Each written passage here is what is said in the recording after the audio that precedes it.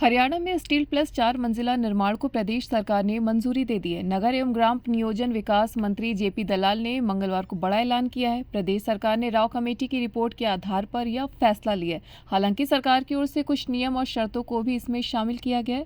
दरअसल हरियाणा सरकार ने 16 महीने के प्रतिबंध के बाद आवासीय क्षेत्रों में स्टील प्लस 4 मंजिला निर्माण को अनुमति देने का फैसला किया। वित्त मंत्री जेपी दलाल ने प्रेस वार्ता में कहा कि सेक्टरों में जो पहले से अवैध तरीके से 4 मंजिला भवन बनाए गए हैं उन्हें गिराया नहीं जाएगा। स्टील प्लस 4 मंजिलों के निर्माण की अनुमति उन कॉलोनियों, सेक्टरों और आवासीय भूखंडों में ही दी जाएगी जिनका लेआउट प्लान प्रति 4 आवासीय मकानों के साथ अप्रूव हुआ है। तो आइए जानते हैं क्या है स्टील प्लस 4 फ्लोर। दरअसल वह इमारत जिसमें स्टील फ्लोर होता है वो जमीन से ऊपर उठता है। उस फ्लोर के ऊपर 4 और फ्लोर का निर्माण किया जाता है। इसमें भवन 5 फ्लोर की हो जाती है। स्टील फ्लोर का इस्तेमाल आमतौर पर पार्किंग या स्टोरेज के लिए किया जा सकता है। वह इस फ्लोर के ऊपर की 4 मंजिलों को इस्तेमाल रिहायशी व व्यावसायिक उद्देश्य के लिए किया जाता है। जमीन महंगी होने की वजह से स्टील प्लस 4 फ्लोर का चलन काफी बढ़ गया है। RWA से या किसी इंडिविजुअल से सबकी राय जान करके उस कमेटी में 3-4 अलग अलग उस तरह के अधिकारी थे। उन्होंने विभाग को ये अपनी रिपोर्ट सबमिट की। रिपोर्ट पर अध्ययन किया गया और उसके बाद जो फैसला किया गया उसकी जानकारी हम आपको देना चाहते हैं। अब जो है हम ज़्यादातर जगह स्टील प्लस 4 चौथी मंजिल को इजाज़त दे रहे हैं, लेकिन कुछ जगह कुछ राइडर हैं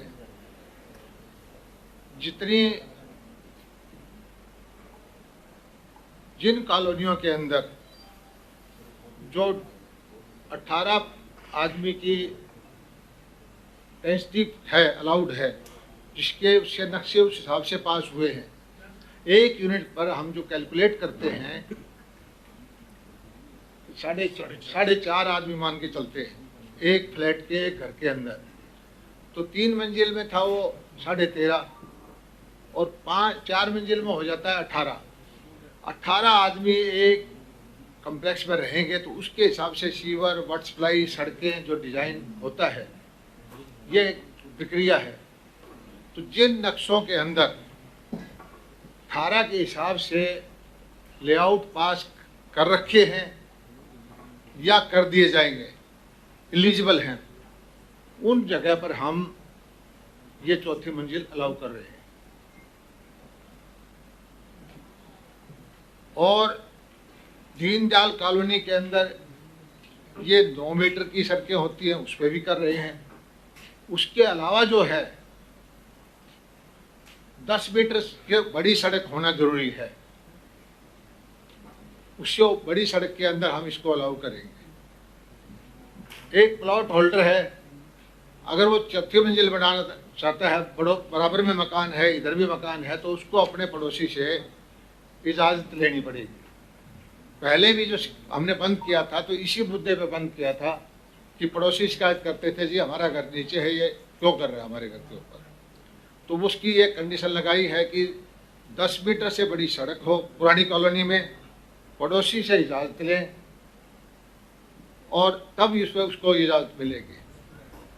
अगर वो एक कंडीशन और है कि सेटबैक छोड़ देता है 1.8 मीटर का, लगभग 6 फुट का, तब उसको ये इजाज़त मिलेगी। और 250 मीटर से छोटे प्लॉट हैं उसमें बेसमेंट की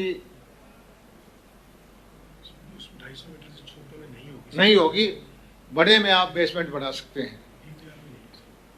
दीनदयाल में वो है पर छोटे प्लॉट से बड़े हैं।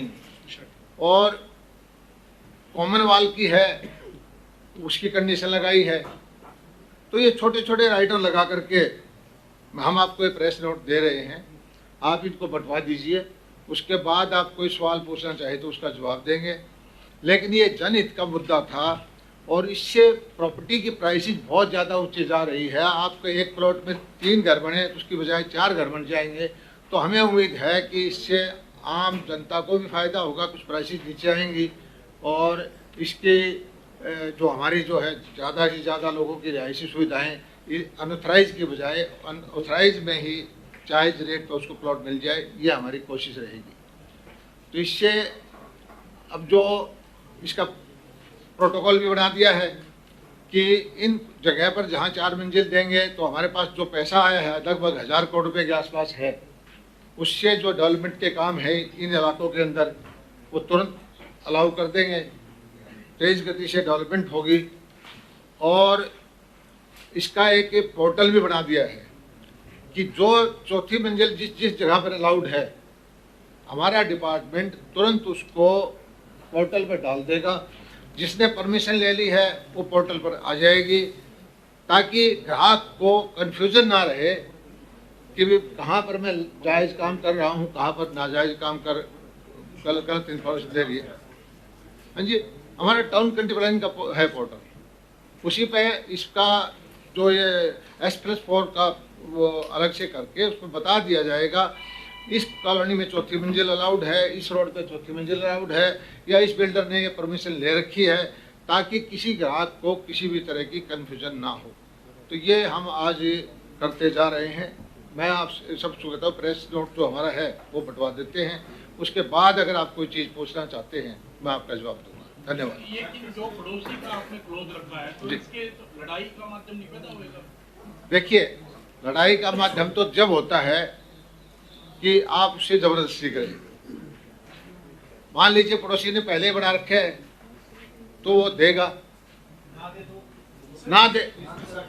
पुरानी कॉलोनी सुनिए पुरानी कॉलोनी के अंदर एक पड़ोसी ने प्लॉट लिया है, उसको ये पता है कि मेरी 3 मंजिल बननी है, मेरे पड़ोसी की भी 3 मंजिल बननी है। आप उसकी इजाज़त के बगैर, भाई इसीलिए बंद किया गया था, उसकी इजाज़त के बगैर उसके बराबर में एक मंजिल खड़ी नहीं कर सकते। पड़ोसी की फाइनेंशियल कंडीशन ठीक नहीं है, वो नहीं बना सकता, दूसरा बनाना चाहता है तो फिर वो आपको पड़ोसी से, ये तो हमने राइटर लगाया है, पुरानी कॉलोनी के अंदर आप उसके ऊपर एक मंजिल बनाते हैं तो उसकी सहमति लेनी पड़ेगी। जो आप अप्रूव्ड कॉलोनी जितनी, देखिए 2 तरह की कॉलोनी मैं बताता हूँ। अब शहर बसा हुआ है, उसमें 4 प्लॉट बन गए, 2 प्लॉट नहीं बढ़ेंगे। हाँ, ये जो S+4 का फार्मूला है, ये सुनिए मेरे, टाउन एंड कंट्री प्लानिंग का और हुड्डा पे लागू है, अनऑथराइज्ड कॉलोनी पे लागू नहीं है। पुरानी कॉलोनी हमारा विभाग, सुनिए एक सेकंड, हमारा विभाग जो मैं आज का जो चीज बता रहा हूँ ये लागू टाउन एंड कंट्री प्लानिंग और हुड्डा पे। तो पूरे प्रदेश में हरियाणा शहरी विकास प्राधिकरण के सेक्टर्स के जितने प्लॉट है ये केवल उनपे लागू, उस पे लागू है। बिल्डर उसमें फिर जो आप कॉलोनी की डेफिनेशन दे रहे हो क्या? बिल्डर कॉलोनी है, वो उनके नाम रख देते हैं कुछ। बिल्डर पे लागू है, नई कॉलोनी लाइसेंस दे रहे हैं उन पे लागू है। तो जिन बिल्डर्स ने लाइसेंस लिया उनमें भी अलाउड हो गया? हाँ, हरियाणा शहरी विकास प्राधिकरण के सेक्टर्स में भी हो गया जी। इसके अलावा तो कोई नहीं बचा? इसके अलावा तो मान लीजिए कि बहुत सारी म्यूनसिपल कमेटी की हैं तो उस पर म्यूनसिपल कमेटी वाले करेंगे। हरियाणा जो शहरी निकाय विभाग है, हाँ, वो भी कॉलोनियों के बिल्डर्स को लाइसेंस देता है? वो जो है उन पे भी लागू है सर, उन पे कोई भी लाइसेंस वो जो गाइडलाइन हम उनको देंगे, वो अपनी इसको हमारी इसको जो आमतौर पर होता क्या है कि सारी गाइडलाइन जो town and country planning decide करता है वो वहाँ तक लोकल बॉडी में चली जाती तो है। हमारे शहरी क्षेत्र में भी हो गया ना, फिर सेक्टर के अलावा भी हो गया, तो पूरे प्रदेश में लागू हो गया ना? जितनी भी अभी- कॉलोनीज हैं अथॉराइज्ड है ना, चाहे वो बिल्डर्स की है, चाहे लोकल बॉडीज की है, चाहे हुडा की है, सब में लागू होगा, उसमें कानून तो सही है। हाँ, लेकिन उसको ये जो है हम जो अभी जो डायरेक्शन इशू कर रहे हैं ये town and country planning HUDA के लिए है। इसी डायरेक्शन को जो लोकल बॉडी है वो जारी करेगा। वो जारी करेगी। सर, जो पहले इलीगल तरीके से बनाई गई थी, जो आरबी टाइप के लाइसेंस भी रख लिए थे, उस पर क्या रहेगा? उस पर भी हमने एक कंपोजिशन के लिए अलाउ कर दिया। आप नोट पढ़ोगे तो पता लग जाएगा कि आप उसको भी कुछ फीस दे करके उसको तोड़ेंगे नहीं, उसको अलाउ करेंगे। ये जो आपने जो लिखा ना पॉइंट नंबर 3, जी, पॉइंट नंबर 3 में ये थोड़ा कंफ्यूजन है। ये बेसमेंट बना सकते हैं, बेसमेंट नहीं बना सकते, ये क्या इशू है? बेसमेंट बनाने का जो है ना, इसके अंदर ये है कि जो पहली कॉलोनी जिसमें 18 के हिसाब से नक्शे पास हैं, उसमें तो कोई भी राइडर नहीं है, चाहे एनओसी वाला, जिसमें क्योंकि 18 का प्रावधान है, उसमें बेसमेंट भी बना सकते हैं।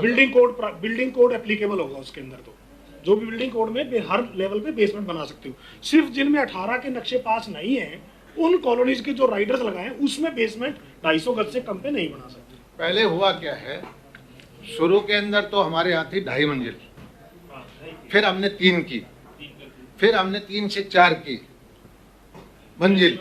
उसमें क्या किया था, चौथी मंजिल का FAR बढ़ता गया कि आप खरीद के FAR ले लीजिए।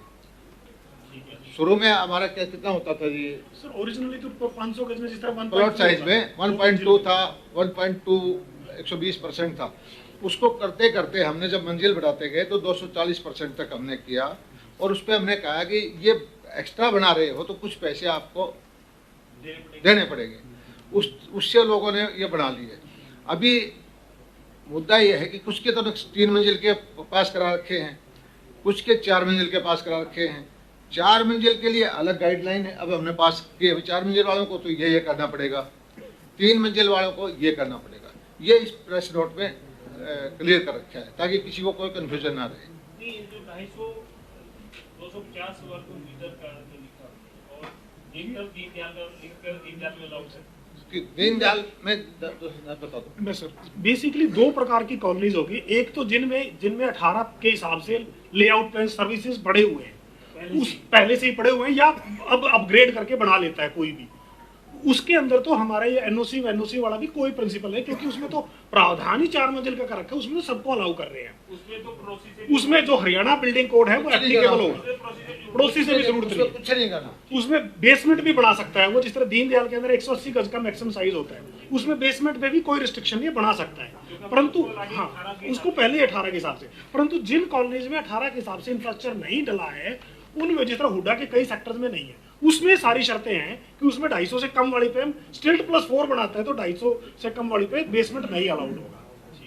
मुख्य रूप से ये उसमें एनओसी की भी जरूरत पड़ेगी। सारी शर्तें जो अब मैं आपको दोबारा क्लेरिफाई करता हूँ।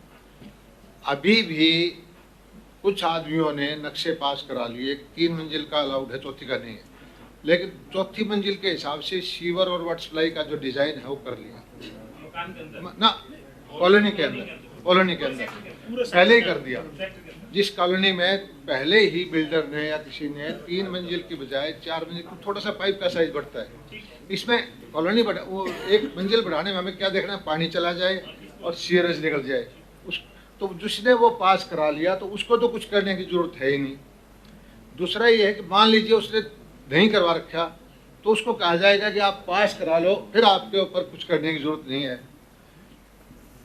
फिर मैं कहता हूँ पुरानी कॉलोनी, मान लीजिए कुछ में पहले के घर बने हुए हैं, उसमें 3.5 से अप्रूव्ड है, 3 मंजिल से, उसमें चौथी मंजिल बनाता है, तब ये मामला आता है कि एनओसी लो और ये देखो कि वो सीवरेज वाटर सप्लाई का उसमें गुंजाइश है कि नहीं। वरना तो ऐसा नहीं है कि हमने कोई लोड ही ना ले पाए। लेकिन सीवरेज वाटर सप्लाई के अलावा हवा का भी तो था ना, कि हवा रुकती थी दूसरे की, इसी कारण से तो ये स्टेप उठाया। हवा रुकने के लिए नहीं करता, हवा तो 50 मंजिल में घर जाते हैं, ऊपर वाले में ज्यादा ही आती है। आप कह रहे हैं 6 फुट जो छोड़ना है, ये पड़ोसी को भी छोड़ना है ना, वो तो उसने तो जो कर दिया, आपने सेटबैक छोड़ना है।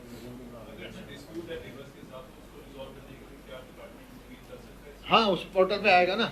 जिसमें यदि सर उसमें ये है कि एनओसी यदि कोई नहीं देता है पड़ोसी, तो उस केस में जैसे मंत्री जी ने बताया कि 1.8 मीटर का सेटबैक छोड़ना है, मतलब दोनों प्लॉट लगते हैं, उसमें एक आदमी एनओसी नहीं देता, मान लिया, एक तो ये कि जो आदमी अपने पड़ोसी को रिफ्यूज करता है वो आदमी खुद भी 4 मंजिल नहीं बना पाएगा। फिर ऐसा नहीं है कि आप पड़ोसी को तो बनाने ना दो, इसमें लिखा हुआ है वैसे, ऐसा नहीं पड़ोसी को तो बनाने में तो आप बनाना चाहोगे। हाँ, और किसी आदमी ने ऑलरेडी 4 मंजिल बना रखा है, एनओसी नहीं देता फिर भी बना सकते हैं 6 फुट छोड़ के। हाँ, 6 फुट छोड़ के तो भी बना सकते हैं। आपको कहा गया अपने प्लॉट की 6 फुट जगह छोड़ दी, आपको कोई डिस्टर्ब नहीं कर रहे, मैं अपने उसे बढ़ा आगे पीछे छोड़ना पड़ा, साइड बस आगे पीछे जो एनओसी नहीं, आगे पीछे तो है ही है, छोड़ने बिल्डिंग कोड में ही होता है। इसके अंदर यदि कोई पड़ोसी